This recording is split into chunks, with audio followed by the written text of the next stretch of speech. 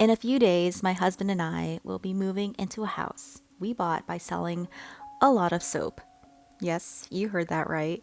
For 3 years, making and selling soap was our only means of income, and that allowed us to save enough to purchase a home in the United States. But how did we get here? Did it start here? Here? Or here? What if I told you it actually started here?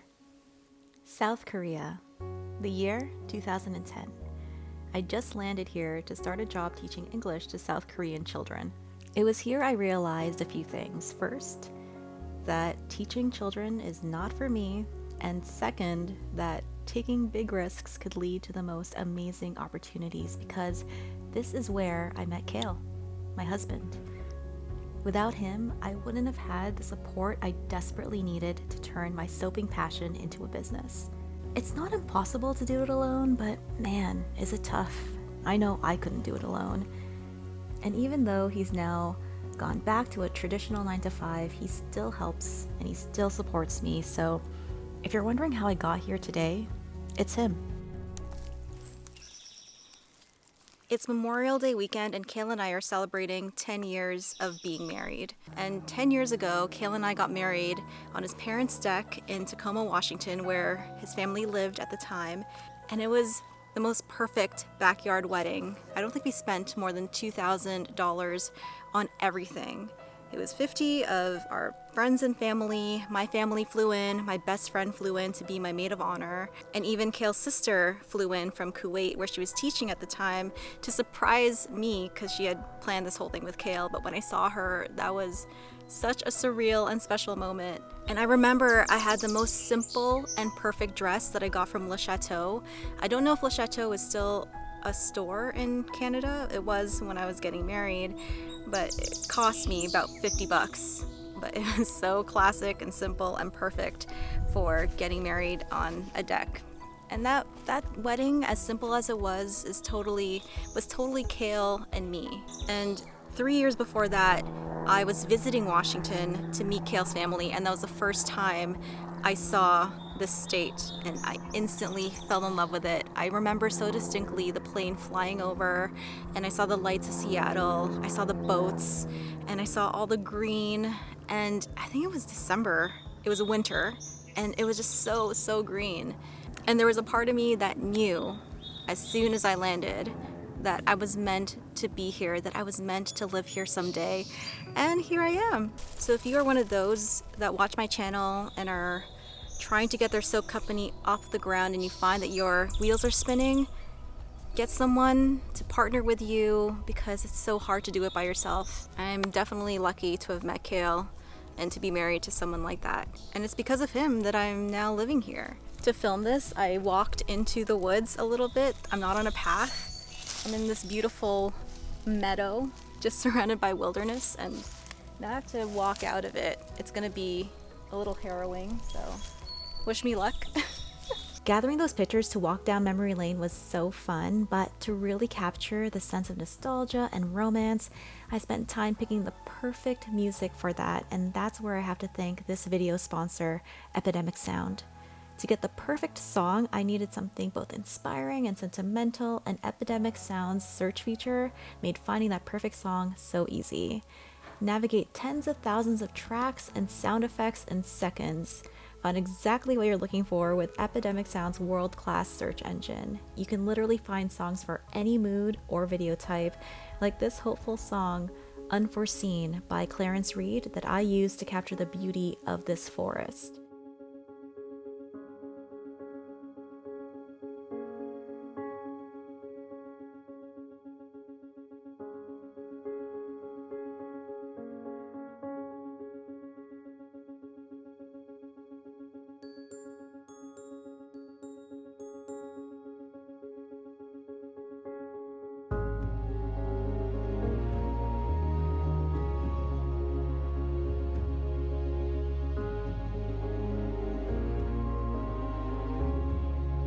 Try the best music for your videos by signing up for a 30-day free trial at Epidemic Sound. Use the link in my description below.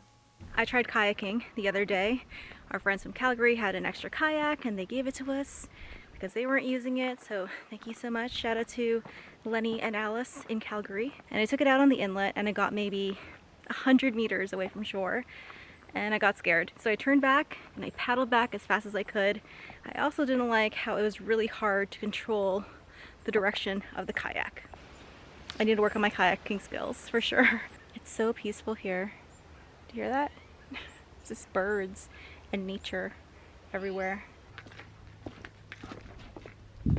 Hi! Hi! Hi! We picked these earlier today to eat for dinner tonight.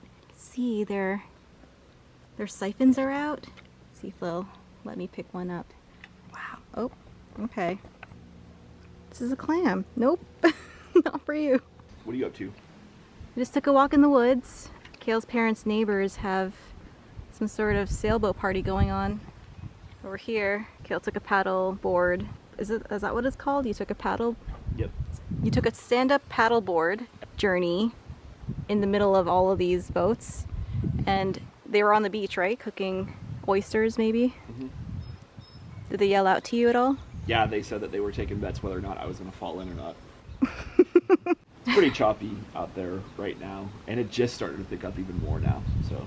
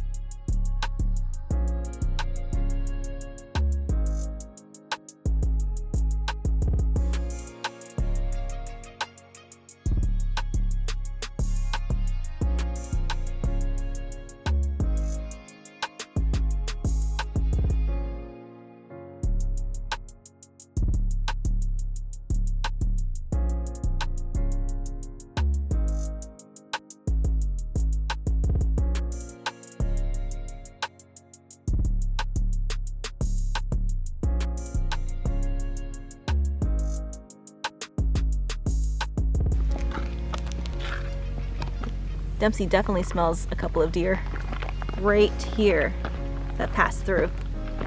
And probably a possum, An fox. An opossum or a possum? I believe possums.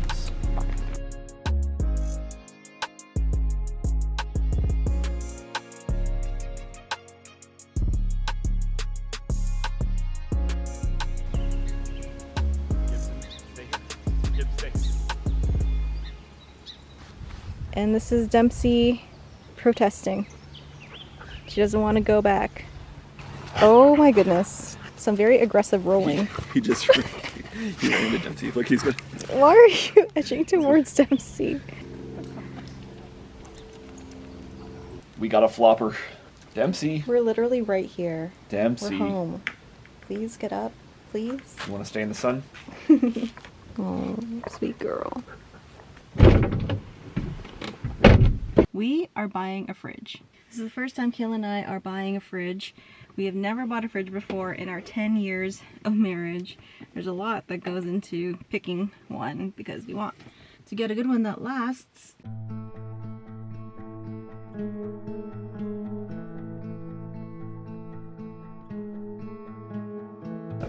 Seven. This is the same one, right? Yep. I think this is the winner. Yep. where's the... Got your dispenser here, diffuser down here. Yeah, looks like this will do the trick. Yep. Yep. So. I think so, yep. Everybody approves. Yeah, Jared, who are you working with here? Do you remember? Be aware. Oh, look at these beautiful roadies. State flower of Washington. Coastal rhododendron. Beautiful. That is such a nice color. Wow.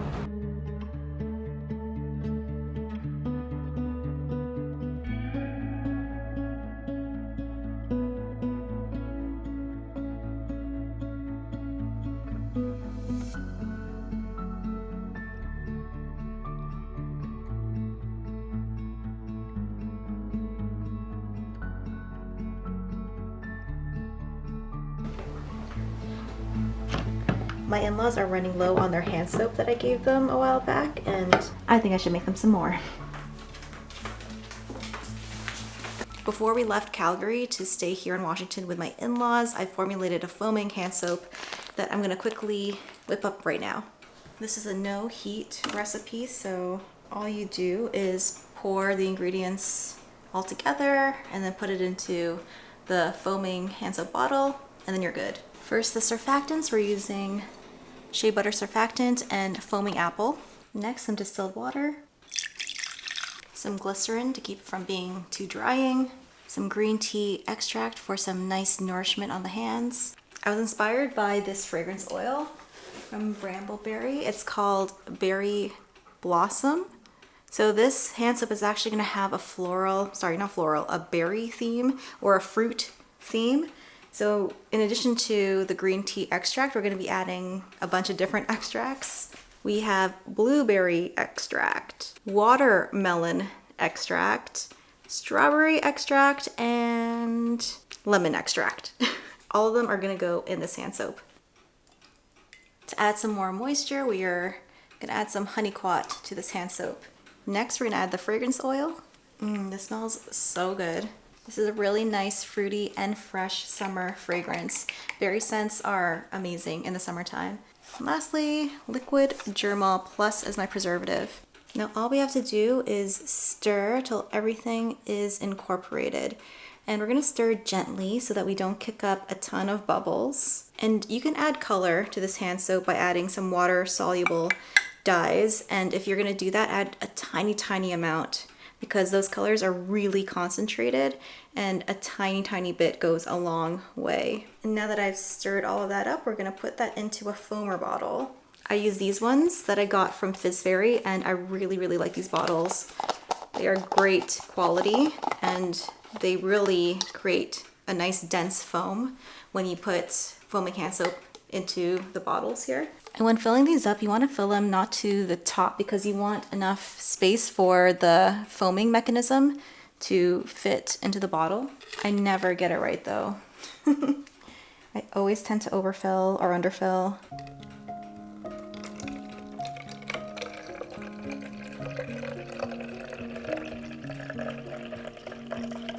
I'm gonna stop it there. Let's see how this goes. Okay. That's pretty good. I think I have enough space for the rest of it. So let's try to get it all in there.